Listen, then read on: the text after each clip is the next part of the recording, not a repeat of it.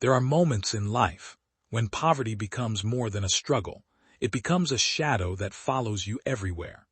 In a small one-room apartment in Port Harcourt, a teenage boy sat quietly on the cold floor, holding a WAEC registration form. But the real problem was not the paper. It was the deadline, and the money he did not have. Only $18.50, but he needed $18,500.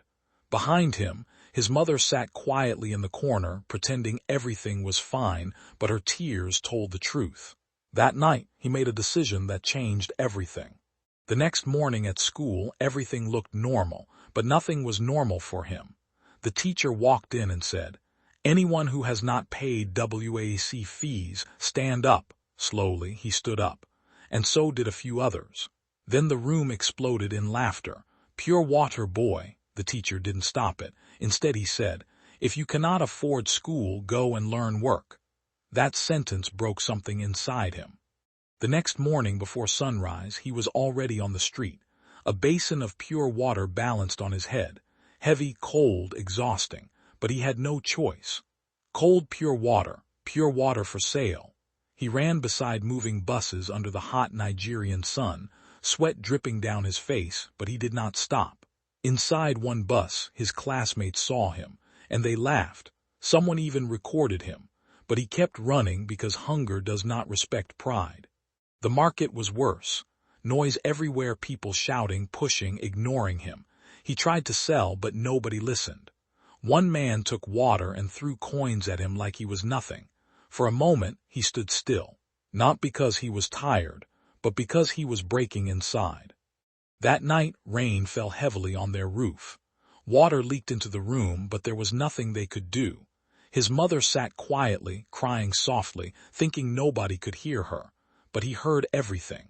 He walked to her slowly, held her hands, and said, "Mama, I will change our story." But even he didn't know how.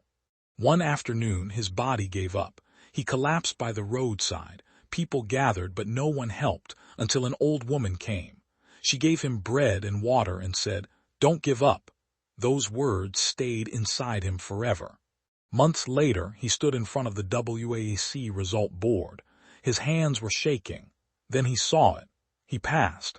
Tears filled his eyes immediately, not because life was easy, but because he survived it. But life didn't change overnight. The struggle continued.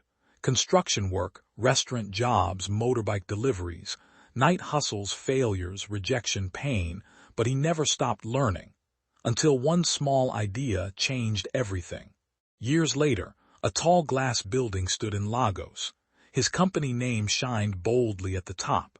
Employees walked in every morning, graduates, job seekers, dreamers, and the boy who once shouted cold, pure water was now their boss. One day, a young man walked into the office holding a CV, confident but nervous. He didn't recognize the CEO at first, until the silence became heavy. Then he looked closer and froze. Chindu, it was his former classmate, the same one who laughed at him years ago, now standing in front of him for a job. Chindu smiled calmly and said, "Welcome." Never judge someone's beginning, because life can rewrite any story.